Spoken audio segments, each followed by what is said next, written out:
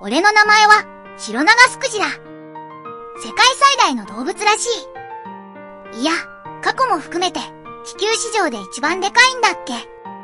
恐竜だろうが、サメだろうが、俺のサイズにはかなわねえらしい。体長は平均30メートル、最大33メートル。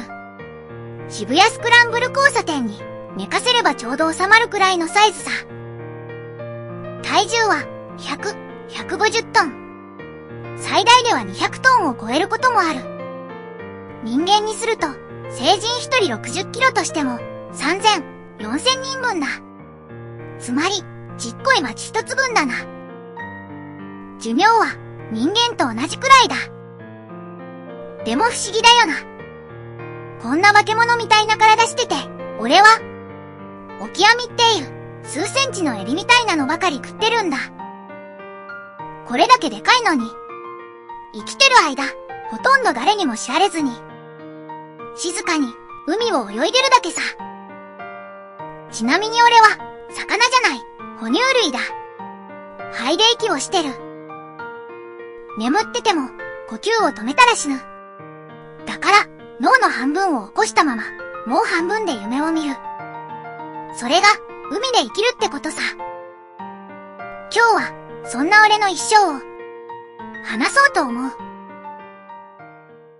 生まれた時の話をしようか。身長は約7メートル。そして体重は3トン。そう、生まれた瞬間に、アフリカゾウよりでかい。ちっちゃい潜水艦が、海から出てきたようなもんさ。母ちゃんは俺を、11ヶ月くらいかけてお腹の中で育てた。妊娠期間は、人間と近い。生まれてから、俺は毎日90キロずつ太った。9キロじゃねえぞ。母乳は、1日200リットルは飲んでたかな。オキアミの味も、深海の寒さも、その時はまだ知らなかった。覚えてるのはただ、母ちゃんのそばにいれば、あったかくて、満ち足りてたこと。俺は、生まれてから約8ヶ月間、母ちゃんの父だけで生きた。その間に、体長は倍以上、体重は20トンを超えた。俺の食欲は、笑えないぞ。1日肉量は5トン以上。多い時は15トン以上。牛丼並盛りで例えると4万5千枚は食べる。でも中身はオキアミ。数センチのちっこいエビみたいなやつ。それを1日何千万匹って食う。方法はシンプル。突進して口を開く。それだけ。何十トンもの海水を一気に飲み込んで、口の中にあるヒゲ、でかい水をこし、オキアミだけ残す。ヒゲクジラたちの中でも、俺のは特にスケールがバカでかい。だけどな、いつもそんなに取れるとは限らない。オキアミが少ない時期は、何日も絶食する。胃がからのまま、ただ泳ぎ続けることもある。でかいだけ、じゃ、生き残れない。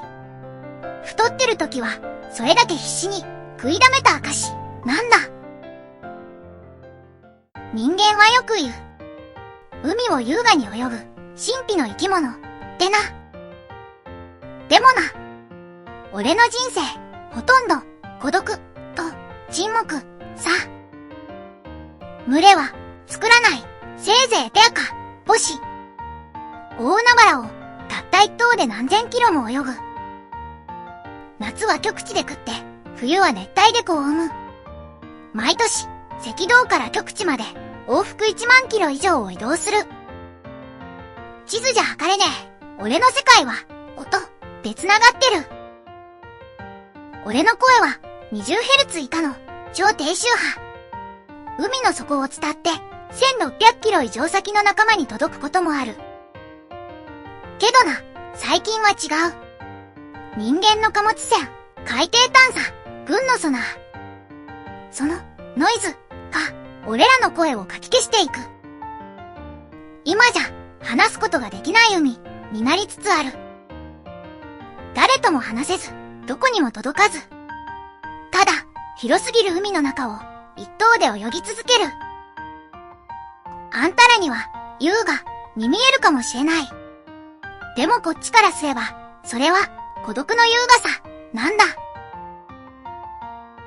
な、人間ってさ、うんこって言葉だけで笑うよな。でもな、俺のうんこが海を、いや地球を救ってるらしいぞ。俺らのクソには鉄分がめちゃくちゃ多い。オキアミを毎日何トンも食ってるからな。その体内に蓄えられた鉄が俺のクソに濃縮されてんだ。で、それが海に放たれると、植物プランクトンが爆増する。そして光合成が始まって酸素が生まれる。知ってたか？地球の酸素の約50、70% は海で作られてるんだ。そしてその一部は俺たちが撒いたクソから生まれてる。それに光合成の過程で二酸化炭素も吸収されるから、地球の気候変動だって抑えてることになるんだぜ。笑えるか？ただ食って出して泳いでるだけの俺がこの星の空気を守ってるって話さ。もっと言うと、命が尽きた後も俺たちの体は海に沈んだまま数十年間もの間炭素を海に閉じ込める。人間が言う地球温暖化対策の効果で言えば、俺たちは命を失ってもなお数千本の木に相当する貢献をしてるらしい。俺たちはこの星を守っている。胸を張って生きてるだけで偉いって言えるぜ。この海に天敵という天敵はいない。まあ、シャチの奴らだけは別だが。でも、この100年で俺たちは 90% 以上も減った。原因は明確さ。人間の船、音、そして欲。昔、商業捕鯨ってのがあった。そのせいで40万頭いた仲間が一気に絶滅寸前になった。今は守られてるって言われるけど、新しい脅威が来てる。音だ。軍のソナー、海底掘削、貨物船のエンジン音。今の海の中は爆音のジャングル。俺らの声は 20Hz 以下。静かじゃないと届かない。そして、でかい船は、俺らを見えないまま引く。突然、骨が砕け、肺が潰れる。静かに、苦しんで、沈む。誰にも気づかれずに。俺の体は、世界で一番大きいかもしれない。でも、人間の変化のスピードには、ついていけない。でかいだけじゃ、生き残れない。この世界ではな。俺は、この海で生まれて、この海で泳いで、この海で死んでいく。誰よりも大きな体を持ちながら、誰よりも静かに生きてきた。仲間と会話したくても、音はもう届かない。船に引かれたあいつは、誰にも見送られずに、静かに沈んだ。それでも、俺は生きている。誰も知らない深海で、誰も見てない場所で、誰も気づかず、誰にも音が届かずとも。これからも、この星を少しずつ支えていく。ご視聴ありがとうございました。このチャンネルでは様々な動植物が一生をモノローグ形式で語っていきます。よければチャンネル登録、高評価、コメントよろしくお願いします。